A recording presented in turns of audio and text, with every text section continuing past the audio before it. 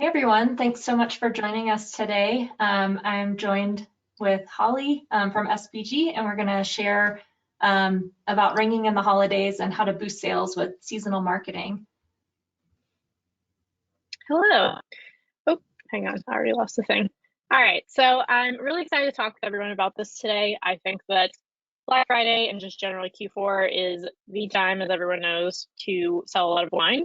So today, what we're going to talk about first on the marketing side is going to be all the channels you can leverage, how to leverage them, how to set them up, what you should be thinking about. And then we'll also talk about some cool features that if you're not already utilizing from Wineshipping that can really help you both on the initial part of the experience and definitely at the end to sort of help surprise and delight.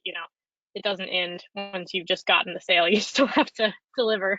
And there's a lot of really cool things that you can set up before times get kind of crazy so that you will be set up for success going into Q4. So with that in mind, just a little bit about Pioneer before we get started. So Pioneer BevCom is a company that I started probably 4 or 5 years ago at this point. And it was recently acquired by Studio Beverage Group in January. So we've had a very fun and wild ride scaling this organization a ton in the last, I wanted to say year, but it's only been like what, 9 months at this point, 10 months. And we work with quite a few brands, I think about 35 at this point, across Pioneer and Studio Beverage Group. So here's a couple of like the brands that we work with currently. Throughout the presentation, you'll see that I'm using a lot of MISA imagery and information just because it's my brand. So if I share stuff with you guys here, it's only me that gets to decide, which is fine. So you'll see a lot of Swedish horses. I think I even have one right behind me. So that's where that's coming from. And yeah, we basically do a holistic approach to marketing. And we focus specifically on BevAlc. So we do paid ads, and in the BevAlc space, there's obviously a lot of regulations and things you have to think about when you are doing paid. Email, text, social, affiliate, PR, pretty much the entire thing. And the way that we like to work with our clients is we basically like to initially test all the ways that you can convert and get new members or new customers. And then based on each brand, we kind of decide which ones need to scale. So for example, like Wine MVP, he's a NFL superstar, so he does great with PR, and he doesn't need paid digital. Versus, like some of our smaller brands that don't have a big presence yet, they're going to need paid. Just because if you don't have anyone knowing who you are yet, we'll focus on paid. Everyone needs email. We'll talk a bit more about that in a second, but that's the space we come from.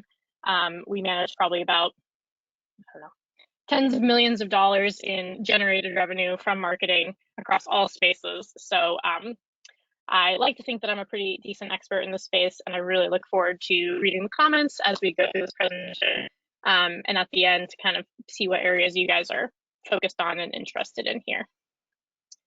And on the other side. Yeah, thanks, Holly. I'm Emily Kalkoffer, Director of Marketing here at Wineshipping, and I'm passionate about the DTC wine industry, and I'm excited to share knowledge that will help wineries be successful. And I'm proud to be here alongside Holly today. A little bit about Wineshipping is that we're committed to protecting our clients' brands, and all of our stats listed here are possible because we're looking for ways to help our clients deliver on their promises to their customers. So we like to think of ourselves as an extension of our clients' team, and we look forward to helping our clients, partners, and industry members continue to succeed. So I'm excited to be participating in the conversation today. And the way that I'm planning to structure this is the first half, I want to kind of go channel by channel, like we talked about at the beginning, to look at how you can leverage each of them.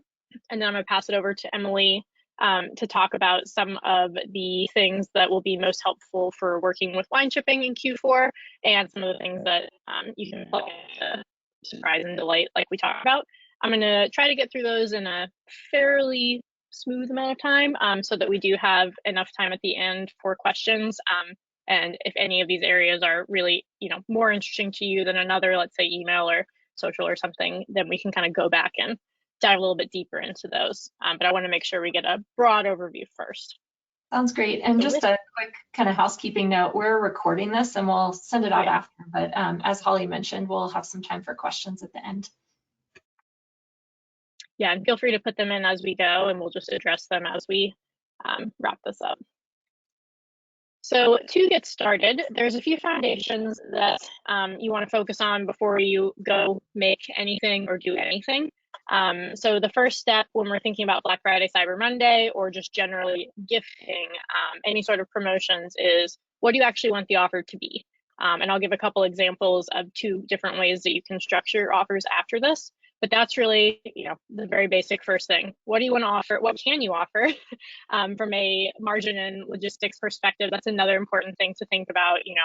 How much margin are you willing to give up to acquire that sale? Do you need to have a different offer for your retail bottles versus for your club? Because with your club, you know that they'll stay around longer, or can you, handle the margin hit on both of those? So when you're thinking about your offer, think about all the different levers that you can kind of pull there to understand what you can do that is within reason, and that works for your organization. Everyone's going to be different on that front. So after strategically thinking about that, then you can say, okay, great. Now what content? Like, how do I want to communicate what this offer is? And we'll talk about ways to do that in a moment. And then you've got them, you got your content, you've sent it out there, you got the sale, that is great. But in there, there's a decent amount, especially in this industry, of follow through that you need to ensure that not only did they do the purchase, but that they got the product, that if they're in a subscription, that they're continuing to get that. If it's the gift recipient, that they're getting their gift information to the correct person. And as everyone will understand here, that again, it just arrives and it's not broken. So that's kind of like the first 3 things that you need to do to ensure that any of the next things we talk about are actually ready. So you cannot pass go until you have all of these things set up, and then we can talk about how you want to talk to your people. So offers, there's really 2 main ways that people can and like to approach them in the holiday season. I'll give you examples of both. So single offer, 30% off site-wide. There's pros and cons to that. And then staggered offer is just for Friday, we're doing 30% off the club. And then surprise, Monday, we're doing 40% off retail bottles of XYZ. The pros of the single offer, it's a lot easier. You only have one thing, you got one message, you're communicating it consistently. If the entire structure of Black Friday overwhelms you at all, I highly recommend going with a single offer. Or if you have, less SKUs or just generally like less things to offer, this is probably your sweet spot. If you have a lot of different SKUs or a lot of different packages and gifts and add-ons and things like that, a staggered offer can be really interesting. And I would say that it typically can get higher conversions, but the amount of planning that it takes to set it up and execute on it well is tricky, because not only do you have to set up your offers correctly, you guys will appreciate this. You also have to ensure that you set up the store so that it functions the way you want it to. So if your thing's supposed to expire at midnight, you got to make sure that it actually expires at midnight and figure out how to get the next one up, at the exact time when it's supposed to, and at what PST or EST. And so anyways, there's a lot to think about there. But brands that do this one probably see better conversion rates purely because there is more urgency. The urgency is, this is the offer for today, gone tomorrow. If you don't like tomorrow's offer, sorry. And the last thing I'll say on the staggered one that is another kind of fun choice to think about is, some people will initially tell everyone what the offers are, like, hey, this is our structure for the entire weekend. You can expect that we'll have these offers, but most brands make it a secret, so you don't know exactly what's going to be discounted that day. So then it pops up that morning and it's like, oh my gosh, that bottle I really wanted for the next 20 hours or 5 hours is 50% off. And so you have that urgency that you won't typically get with that single offer. You can still do a little bit of it, and I'm sure everyone saw this last year. It's like, surprise, one more day to actually get this. Surprise, one more day to go get this. I'll let you guys decide with each individual brand how you want to set that up, but those are the two ways to think about it. And if you want to do the easy route, single offer all day long. If you have a lot of interest and a lot of different SKUs and offers, staggered could be good for you.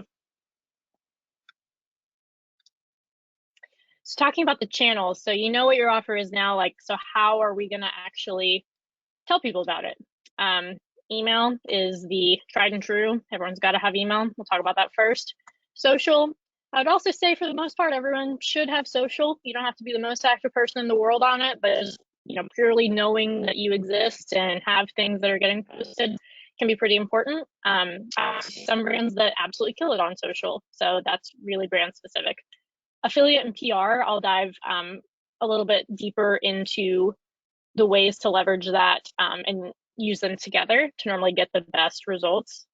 Text has been a really back and forth thing in the wine industry over the past, I don't know, 5+ years.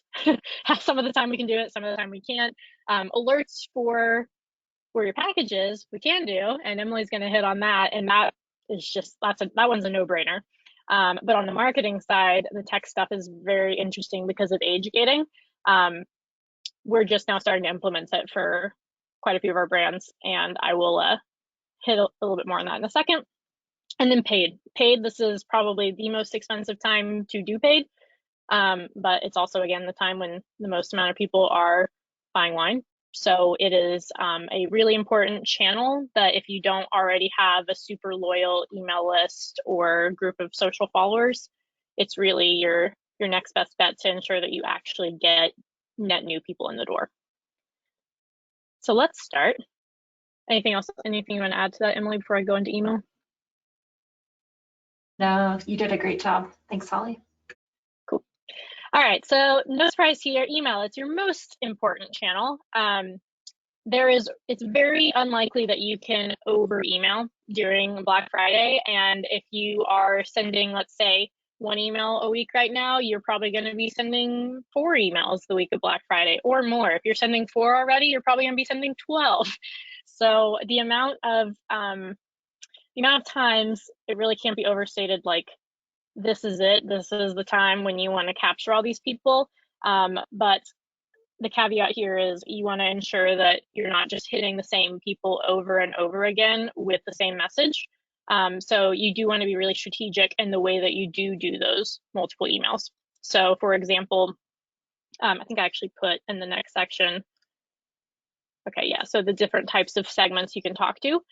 So you don't want to just go out and email, let's say you have 40,000 emails people. You will actually at some point, probably, this is like literally the one time a year when you can email your entire list. Like if someone's super not engaged throughout the rest of the year, I normally don't hit up them, but on Black Friday, they're the most likely to want to open it, and it's like the best chance you have to get them re-engaged.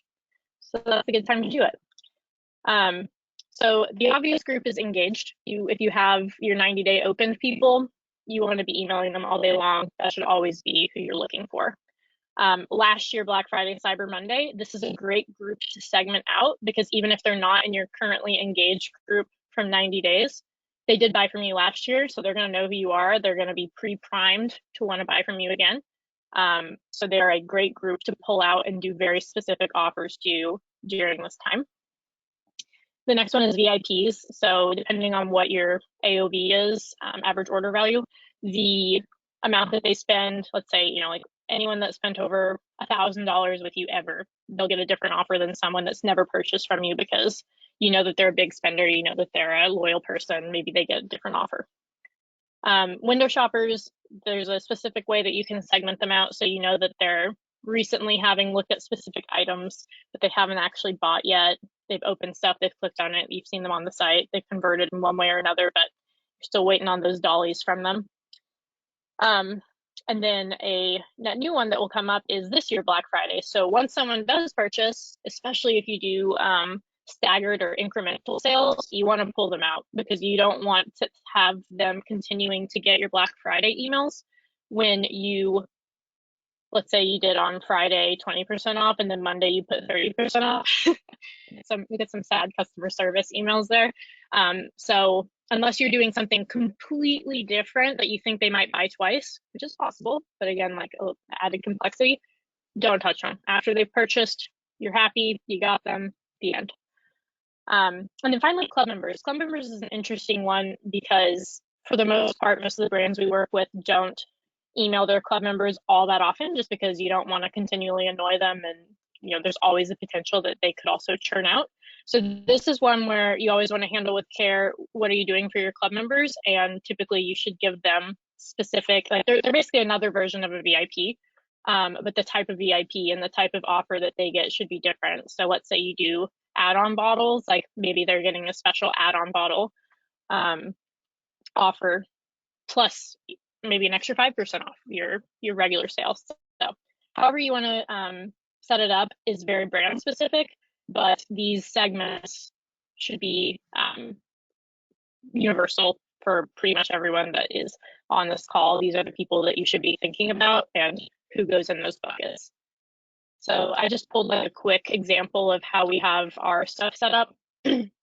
So this is like the general, this is actually, I think, pulled directly from Klaviyo. We're Klaviyo partners and I love working with Klaviyo. Most of them have very similar functionality, but here you can kind of see on Black Friday, the example of how you could structure this. So initially it's like all opted-in subscribers. That's the huge one. Normally we never do that, but this will be the one email that should be big blowout. It's like, boom, like, hey, here we are. This is what we're doing. Please come by. Then you only want to do your second email to your engaged folks because they're probably going to be happy to stay engaged with you because they've been engaged already. You don't want to continually just hit up people that may have never opened it or are going to hurt your deliverability. And then you can do something specific for, say, your window shoppers where you know that there's some specific promotion that could be most interesting to them because they've never actually purchased from you yet.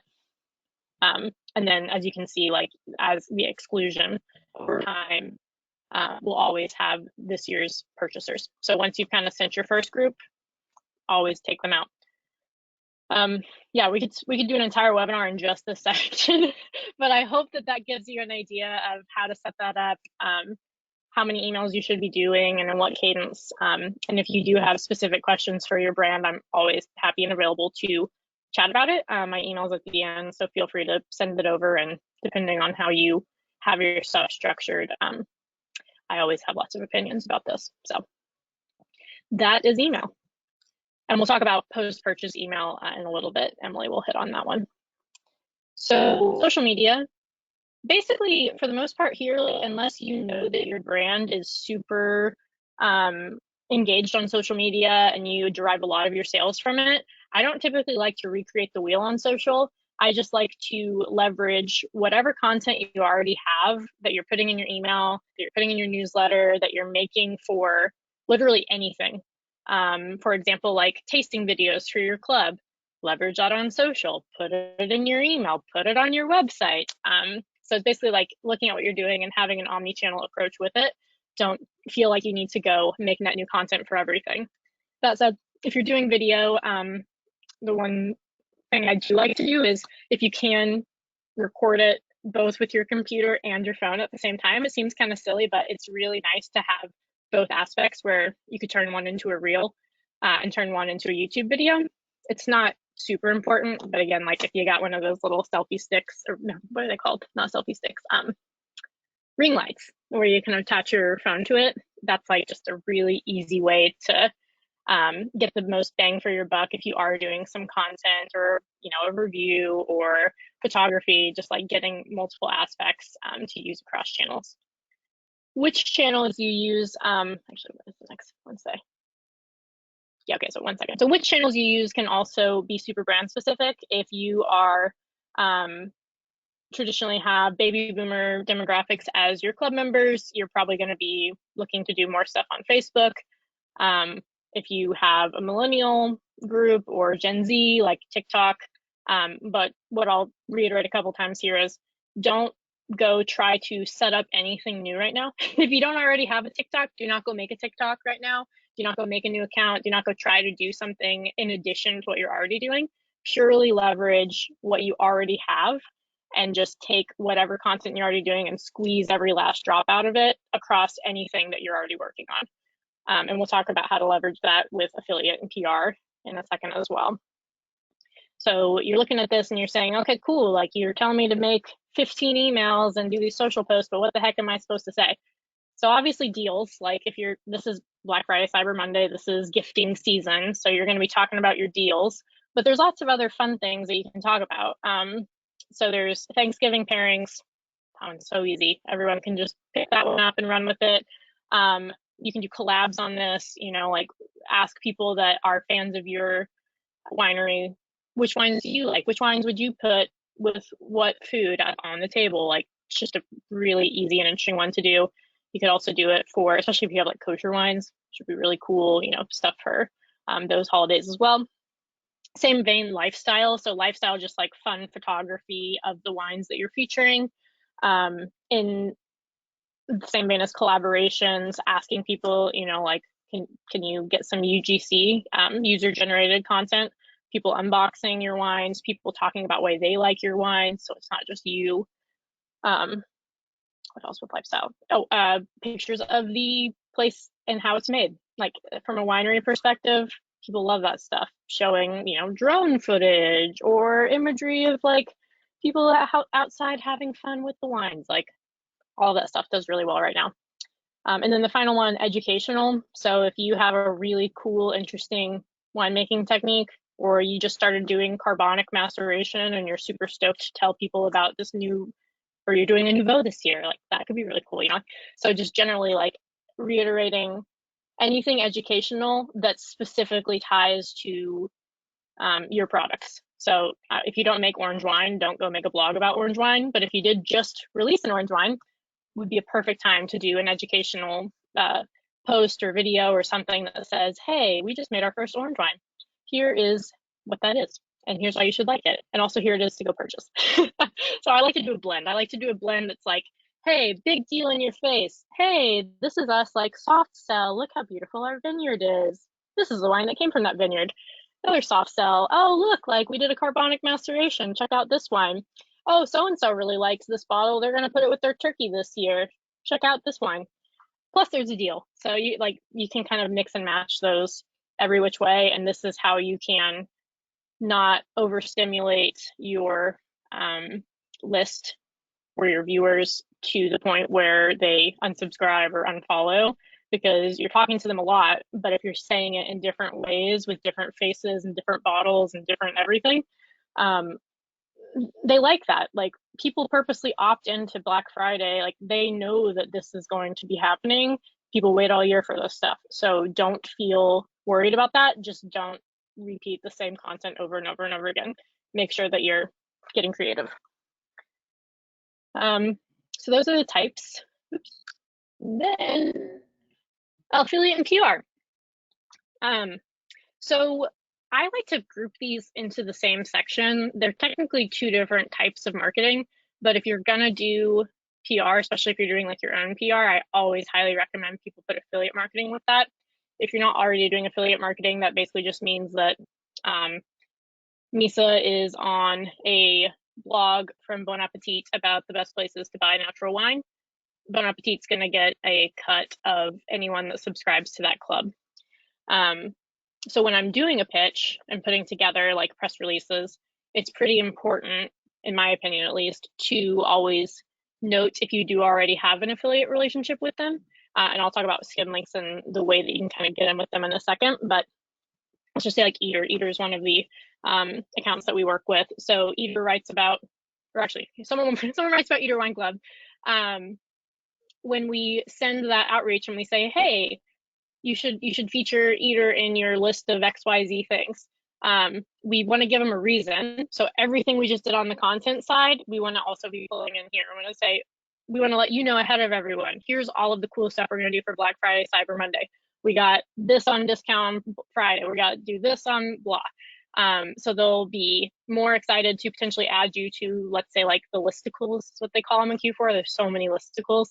And that's kind of how you can get included in them, because you're letting them know ahead of time what's coming. And then I also basically like to say, hey, here's what we have going on. You're the first to know. We have this affiliate link so you can get kickback. And if you do samples, even better. Say like, hey, sometimes we'll even make like lookbooks. You know how they have like fashion houses have lookbooks? So it'll be like, ooh, it's a wine one instead. And so it's like we have our Pinot, we have our this, we have our club of blah, blah, blah. And you basically give that to the press contacts that you have and say, let us know what you would like out of here. And then, you know, the hope is that they request it. And if they request it, more likely than not, they'll write about it somewhere. So when I'm making that list, you want to initially just get into an affiliate network. If you're on the smaller side, what's called, not Skimlinks, ShareSale is the most affordable, easiest option. If you are a larger organization, Pepper Jam and CJ are larger and they're a little bit more expensive, but they have a bit like a higher quality of affiliate. No matter who you use, the biggest recommendation I always make is to get in with Skimlinks. So Skimlinks is a platform that a lot of big publications use. So instead of me going to Bon Appetit and saying, hey, I need you to sign up on my ShareSale, they'll typically just use Skimlinks. It's a platform for editorial people to go in and basically see across all of the networks, like who has what, and they'll just pull those links directly from there. So if you don't already have an affiliate network, you can set that up. Skimlinks is going to be your first stop. Honey and Rakuten are also like easy ones, just to because if they're on your site, it'll obviously give them that code, but they also do their own marketing. So that's just like another easy one that you can get in with that could give you a little bit more exposure without having to go directly to the press and say, hello, Emily, please go write about us, which you should also do. But that's the path of least resistance. And then you should also, you know, consider who's written about you before, who do you already know, who has written about your competitors, or a written list that you'd wish you'd been on. Make that list, and then you basically just do cold outreach to them. It's essentially just like sales, or hire a PR firm. But if you're doing it yourself, this is a pretty good way to do that. And then the last thing here is influencers. So same deal. Influencers also really like to have an affiliate link, depending on who you're working with in your space. A lot of them will do it for product plus affiliate. So they won't actually get paid until you make sales from it. So that's a good way to set it up. Some influencers are obviously huge and will require also a fee. I leave that up to you to decide what's right for your brand, but there's a lot of people out there, and based on your niche, it can be a really good way to go because they can make money and you can make money, and you don't have to have some risk of a big cash outlay without knowing if anything's going to happen. So that's affiliate in a nutshell.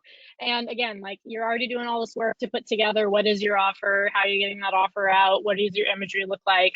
So you might as well take the extra effort to go plug that into your affiliate network and reach out to the people that you think would be the best people to know what you're doing. And paid. Next, paid. So there's two different ways to approach paid. There's paid social. You're on your Facebook, you're scrolling along, you see a cool video like one of the ones we just showed talking about blowout sale for blah, blah, blah. The best and most cost-effective things to do on this front are retargeting. So retargeting, we know that someone's been on your site, they haven't bought yet. You know, you look at that pair of shoes and those pair of shoes stalk you across CNN and everywhere else you go. That is definitely the best bang for your buck.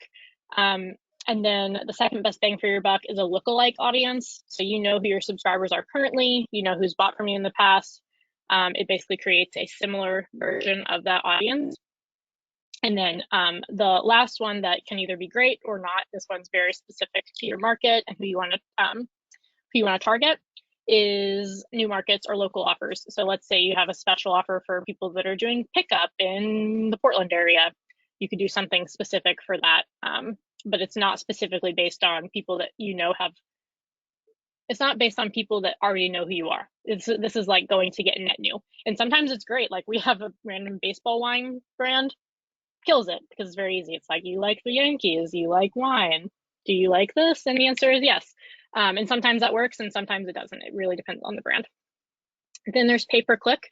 So in that one, this is a very crowded space for pay-per-click. That being said, the more niche you can get, the better.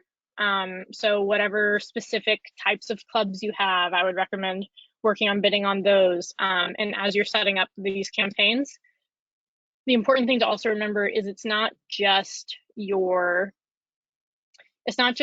ad and how much you are spending that gets the ranking. It's also the quality of where they end up on your page. So when you're setting these up, don't just think, oh, okay, like, I'm going to go bid on Beatbox, for example, that's like a brand we work with. I'm gonna go bid on Beatbox and then I'm gonna send them to a page, but there's really nothing on the page. You're not gonna rank high. So Google cares just as much about how much money you spend as what the experience will be for when they get there. So don't feel like you need to go bid on everything. And like, let's say, I don't know, let's say you're going to bid on Natural Wine Club, but you're not a Natural Wine Club. Like you're never gonna get that. Or if you do, you're gonna have a really expensive cost per click and really bad conversion rate. So just really stick to your niche. And my other piece of advice there is there's a new thing called Performance Max. And that is by far the best way that you can get good bang for your buck. It basically optimizes all this stuff for you. It's pretty cool.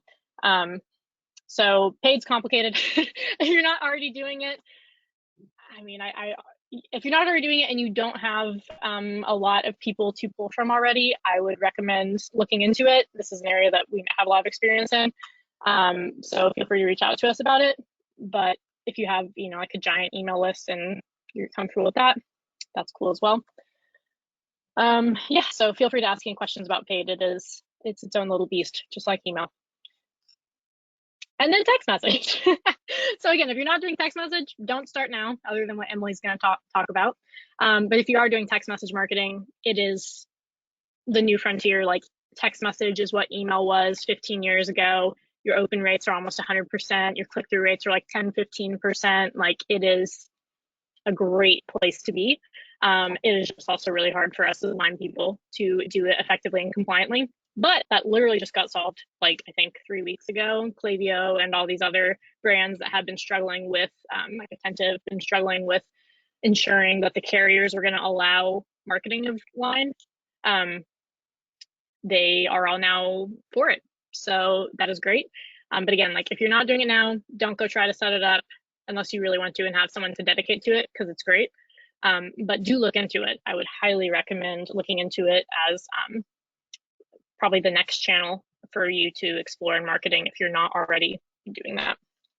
And I'll just add, I think according to VinTrace, there only like around 10% of wineries are using text, and that's not for notifications, it's just for marketing and getting into it. So it is kind of uncharted territory and your oyster that you could have for the taking, Yeah, and especially since they're just now like really feeling like all these companies are feeling really comfortable with it.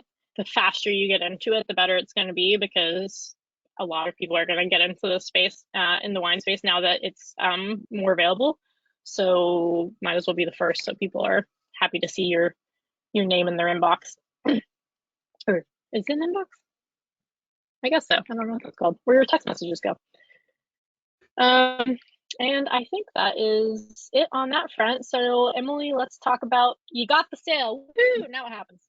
Yeah, well, I think you alluded to it earlier, Holly, like many people forget about the post-purchase experience and that it's a great opportunity to engage with your customers. So you don't have to do the status quo. So let's dive in, if you want to go to the next slide. So as I mentioned, everyone knows you have to work really hard on the pre-purchase experience to get that purchase, as Holly shared with us. But many don't really think to extend that into the post-purchase interactions that you have with your clients or customers. So a lot of wineries I've seen really settle for bland notifications from the carriers or just from your shipping partner. And we used to be one of those that had kind of bland notifications. But if you send branded customized messages to your customers with key updates about their package, you're going to be golden. So I want to kind of paint a picture for you. I'm sure we've all experienced this before, where you receive a shipping notice for something you're really excited about receiving, and you click the tracking information only to get either no information available or label created on the carrier site. So you're like, oh, what a letdown, and you're disappointed. But don't let that happen to you and your customers. So if you utilize, there's a lot of services out there where you can utilize notifications that are sent in real time at these key updates. So like when something actually ships, so you don't really let them down or provide them with inaccurate information. So that's a way to really engage with them and get them really excited about your brand and their purchase. And you know, if you customize those brand colors and styles and messaging, it allows your customers to continue to keep you top of mind as they're anticipating that shipment. So we've got an example here from Misa.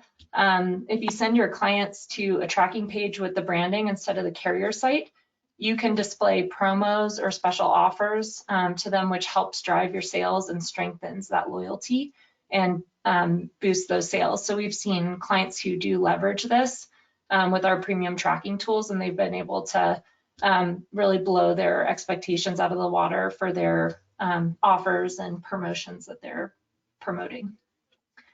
And then I just wanted to mention, significantly reduces customer service, don't you think? Like the amount of tickets you probably get versus being able to have someone take control like this. We've seen so far like a reduction for sure.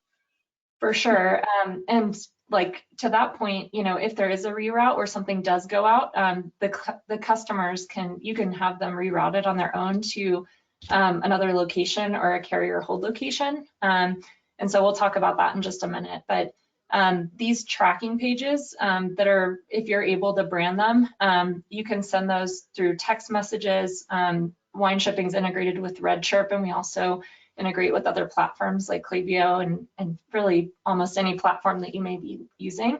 But it would leverage like this customized page. So it's been really successful for the brands that have leveraged this, like Misa. Talking about local pickup here. So many of you know the benefits of having your customers send their package to a hold location. So there's over 28,000 in the US across the UPS and FedEx network that accept alcohol. And, you know, these benefits are that, you know, there's convenience, there's a feeling of security, and the wine or alcohol is held securely and protected from weather. So if it's freezing outside or otherwise, it just offers, you know, another layer for a white glove experience, that convenience factor, and having the consumer choose and have that flexibility. And they'll have 5 days to do so. So I think if you do decide to leverage this, it is another kind of opportunity to communicate with your clients and offer other options that may be helpful for them. I know today we work with via delivery to offer this in the cart experience. And that services those hold locations in the shopping cart so they can select it up front and just have it directly shipped to a hold location. So that's been really popular, and the wineries that we've seen implement this, they've had up to a 15% adoption rate. So that's also really high delivery rates too, because the consumers that choose this, you know, pick it up and there's like a very low rate of return. So yeah, another one where the number of customer service tickets is just likely to be reduced because they can go deal with it themselves. For sure. Cool. So I think the last thing I want to touch on here post-purchase are, we all know that customers may, you know, after they place their order, they may have an update like to their address, or they may decide that they want different SKUs or, you know, a number of things. So to gain better control over orders, Wineshipping has recently released our technology, our awesome client portal, which has the ability to place orders on what we call fulfillment holds. So that ensures orders don't get released to our warehouse to get picked, packed, and shipped before you want them to. So especially during this busy time of year, post-purchase, many of our clients leverage this tool to update the shipping date too, so packages go out and get processed by our fulfillment house when they should. So the customer experience can be maximized. So a package doesn't go out early or too late or get in a bad weather situation or otherwise. So ultimately, fulfillment holds can be placed on orders made to various updates can be made. So like I mentioned, those address changes, SKU changes, carrier service updates, and even during the warmer months, you can leverage this to add like ice packs or collateral or otherwise. But for this time of year, yeah, you may want to have kind of a leaflet or a pamphlet in there. But all in all, there's, you know, a lot of technology that I shared post-purchase to really help you create a positive post-purchase experience for the customers. So you can drive that loyalty and more sales. So I know next we'll kind of summarize some of these takeaways that we've discussed today. Takeaways. Yeah, so going back to the marketing for a minute, the first thing I always like to note here is to stay on brand. And so again, like doing one thing and doing it well and just keeping that one thing across as many channels as it makes sense, that's going to help you stay on brand. It's always hard to, if you feel like you got to go do all these different things on all these different platforms, it's really easy to either have your messaging be a bit off or your imagery to feel a little bit off, or even just like how someone's talking about something on a video be a little bit off. So just make sure that as you are mapping everything out, start from the macro and understand, like, again, what is the offer? How are we going to deliver that offer? And then just cross check it. You know, are your fonts correct? Does the imagery go with the types of imagery that are on brand? Does it have the colors that it should, etc.? And a lot of that should already be built out because you're, you know, I already have an email platform that has, say, your headers and footers and things like that already plugged in. But this is the time to do that, or this is the time to ensure that that's set up correctly. And I will make one little caveat that if you do want to do just a quick test of like maybe a new brand color or something a little bit fun, like you put some orange in for Halloween, like this is also a good time to do that, but don't do it on accident. If you're going to do it, be strategic and know that, okay, like we're interested in, you know, trying to do a little spooky thing just for 1 week. And if you do that, also just measure it, you know, did it perform worse? Did it perform better? Do people really like that or not? So just have those things in mind as you're doing that. And then, yeah, I think we've said this a million times at this point, but don't get spread thin. Like I said, like if you're not doing TikTok, don't go make a TikTok. The one exception I think I've decided literally just since I've been on this call is if you're going to launch something new, I do think text message is very interesting.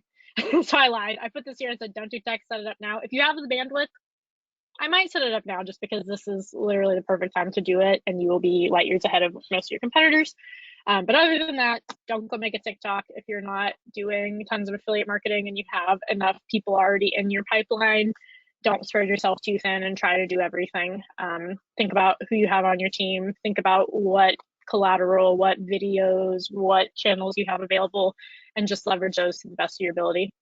And absolutely email. I think everyone knows that, but you got to email. Have at least a little something on social if you're on social, and then everything else really just depends. And then finally, projections. So I'll let you speak to this one, Emily. Yeah, absolutely. So I would just say, you know, as you're planning for your Black Friday, Cyber Monday, or really any promotion that you're wanting to do throughout the year, you'd want to stay in contact with your partners. So for example, with Wineshipping, you'd want to say, hey, you know, for Cyber Monday, we're planning to do a promo of these 2 SKUs. So you'll want to let us know so we can be prepared and be able to deliver on the expectations and those influx of orders that you're anticipating. But just staying in contact and communication and setting expectations with any partners that you rely on to deliver that experience, I think is really important. Yeah, and for the most part, people should generally be thinking about this, especially if you're planning for a club, you know what you're probably projecting. But it's important for the fulfillment warehouse to know that as well.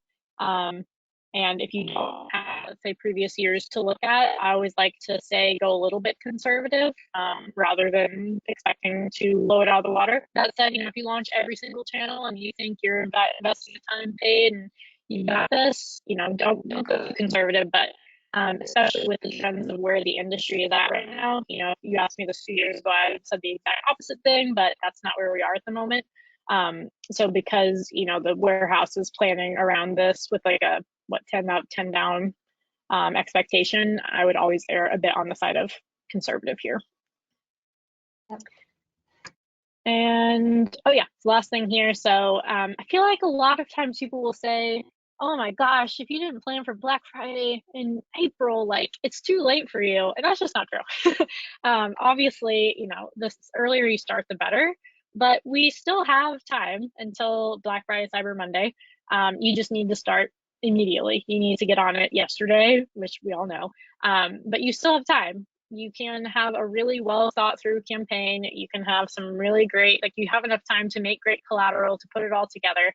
So don't get discouraged. I was about to say don't get stressed out, but I mean, you should probably be a little bit stressed out. It's close enough right now that you should be stressed, but you shouldn't be discouraged. You should just be on it. It's just time to get on it if you haven't already started. Still an opportunity. There's still time. There's still time, but you gotta hustle. So and yeah, so that's everything we had on this front. Would love to take some questions. And while we're waiting for those questions, I thought of two more things that we didn't hit on that I'll talk about while we, because I don't think there are any questions at the moment, right? Or did I miss that? Yeah, you go ahead, Holly, and Cool. I'll chirp in a minute here. Perfect. Yeah, because Emily, you were talking about collateral earlier, and I think that's another great point on post-purchase that I didn't even think about for this. But most of the wineries and people that we work with are doing collateral, but this is definitely the time of year to surprise and delight on that front. So this might be the time of year, like if you're using QR codes only, like maybe you do a special extra insert for your club members, or they get a little extra wine key or something for their appreciation.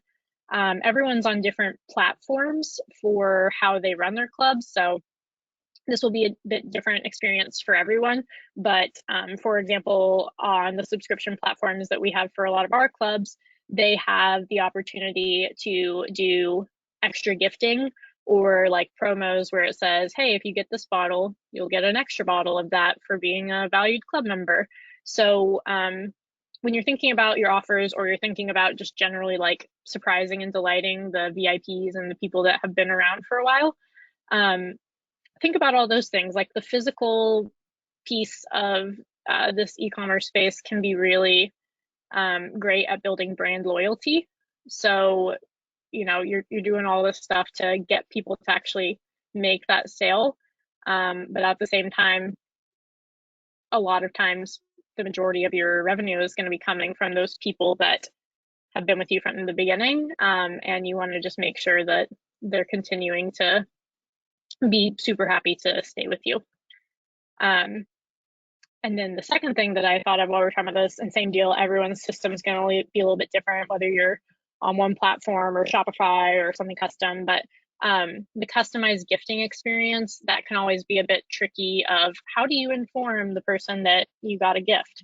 So ideally you already have that set up on your site, but if you don't, there's lots of apps or ways that you can set it up. And even like worst case, we've had some clubs where we've literally had to build out secondary pages where they have to put in the gift recipient and make a flow for it. But that's like worst case scenario. There's typically lots of apps and plugins and things that can help make this happen. But with gifting being, you know, the most important thing that happens after / and during Black Friday, you want to really think through what is the experience for the gift recipient. So from the initial purchase to, if you can't get it set up immediately in the initial purchase, to the post-purchase experience of getting them the information they need, ensuring they have tracking, ensuring it gets delivered, or like Emily said, putting a hold on it because they don't want to send it till later. Just thinking through like what is the flow for all of that? What does our typical gifting experience look like, and how can we make it really, really streamlined? And sorry, just to bring this directly back to what I just said, also a really great opportunity on the collateral front. If you do have a way to know what is a gift versus what is not a gift, having different collateral, having specific collateral that says, hey, you have a really cool friend that got you this dope gift. If you like it, we really hope you stay. Here's how you stay. Here's your QR code. Here's your discount code, etc. Just to try and keep them after you got them, you know, because they're getting the service and hopefully they love it, and you want to figure out how to make them stay. Some people will even do direct mail because you have their address, but maybe you don't even have their email, but you know where they live and you want to keep them, and you're sending them a box with your stuff in it. So do that. And then you can also later hit up on them again if you haven't seen the conversion. All right, those are my things. I don't think actually there were any other questions, so. Yeah, we have one question. We have a couple of questions here, Okay. but one was asking what platforms work with Wineshipping to help customize the post-purchase communication. Oh, Just wanted to clarify here, Wineshipping's premium tracking solution has email notifications built in as well as SMS notifications built in that you can enable.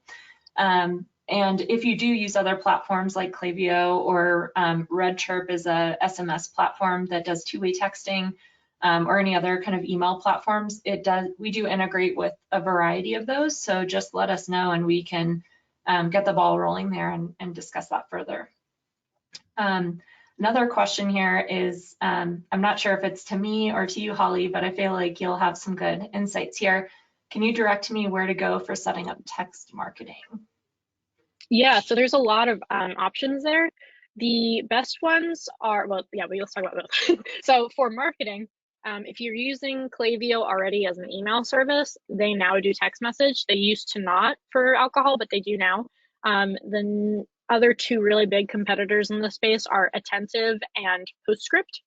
I have used Attentive. I've not used Postscript yet. They all have basically the same functionality. They're all quite good. They all have tons of venture-backed funding and will pay you like an Amazon gift cards just to do a demo with them. Like they're very aggressive for getting customers. So I would say any of them are going to be good. But if you do use Klaviyo, there's just the added advantage of being able to do both in one place. Like Klaviyo knows you're doing the email campaign, so it'll help you do the text message campaign and optimize it for text message. So that's just faster. But otherwise, like all their functionality is very similar. And then on the delivery side, that's in Wineshipping, right? Yeah, so Wineshipping has our kind of out of the box one that's one-way texting notifications, but we also really promote RedChirp, which is fully compliant and they do two-way texting.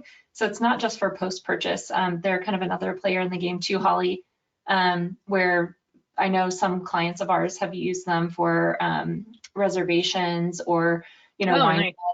two-way. So it's like a pretty cool platform as well that we integrate with as also. So I know a lot of people enjoy that.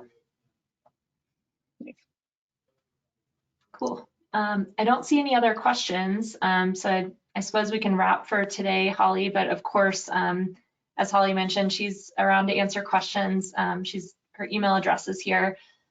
We here at Wineshipping will be sending a follow-up with the recording and you can reply with any questions there and I'll either get back to you or route them to the right place, either on our end here at Wineshipping or over to Holly. Yeah, and we're almost done making like a large one pager or like an infographic that has most of the stuff in it as well. So we'll send that out just so that it has more of the broad information here versus every single slide. So we'll get that to you guys as well. Yeah. Well, thanks so much for joining us today, Holly, and for all your insights and wisdom. Of course. Helpful for me too. So thanks for things. Yeah, thanks y'all and good luck. This is the time. So let us know if you need anything and we look forward to seeing everyone's campaigns. Great. See you later. Thanks.